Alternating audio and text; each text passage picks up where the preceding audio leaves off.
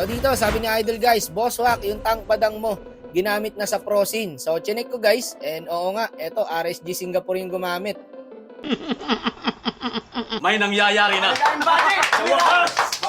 Ang kaso lang guys, hindi naging successful. Pinanood ko kasi guys And sa nakikita natin guys, mukhang hindi po gumana. 0-5 na may 2 assist, and dito, 11 minutes pa lang, tinapos na sila ng Team Liquid. Effective naman talaga itang si Badang guys, papakita ko sa inyo. Di totoo yan. Paano masabi? So ito yung emblem ko guys, pati item ko. Situational pa rin yan guys Dinadamage type ko and nakatang emblem po ako. Sa Prosin kasi guys, ito yung ginamit na emblem ni Gear.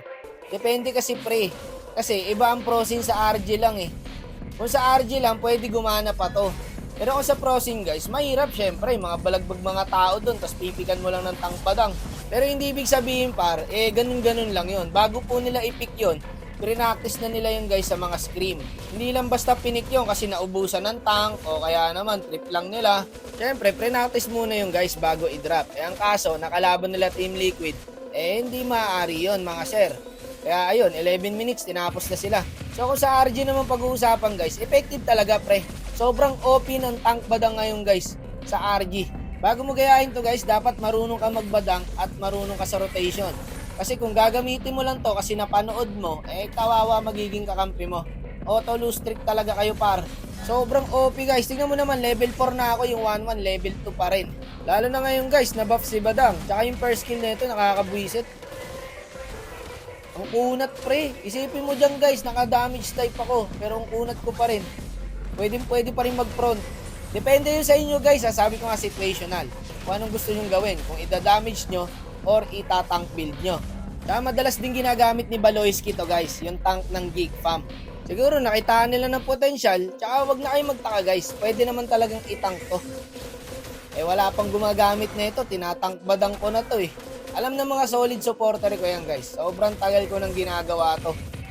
Wala ang pumapansin kay Badang, kaya ginawa kong tank. O ngayon, may pumansin na. Ngayon guys, napapanood na natin sa Prosin. Ngayon ko lang ulit ginamit to Mas effective siya ngayon guys mas pumunat.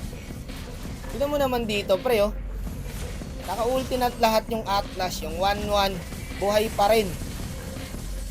Tinayuan ko yung ulti ng 1-1 par buhay pa rin. Tapos restock tayo ng bail guys, feeling pro na din kasi kitang pinik sa Prosin. Alam mo, Utoy, hindi pa ginagamit sa Prosin to. Wala pang gumagamit nito.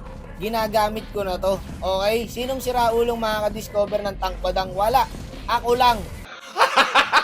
Hindi nyo nga to dati pinapansin kasi wala naman sa meta. Tapos akala nyo, itong hero na to, walang kwenta. Ako lang ang naka-appreciate ng tank badang guys. Kahit tignan nyo pa sa uploads ko kung sino ang una at nakadiscover nito. So, sabi ko rito, pag-feed, tahimik na lang.